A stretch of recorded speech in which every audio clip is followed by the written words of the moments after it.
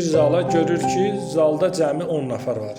Zaldakılar əvvəl təəccüb edir, düşünür ki, heç kim gəlməyib, Mozart konsert verməyəcək. Amma Mozart keçir piyanonun arxasında, gözlərini yumur və başlayır ən gözəl əsərlərini burada ifadə etməyə. Əsərlərini ifadə edib bitirəndən sonra bu 10 nəfər ayaq üstə qalxır, Mozart'ı alqışlayır. Mozart'dan konsert necə keçdiyini soruşanda isə o belə deyir ki, konsert o qədər gözəl keçdi ki, zal ayaq üstə alqışladı.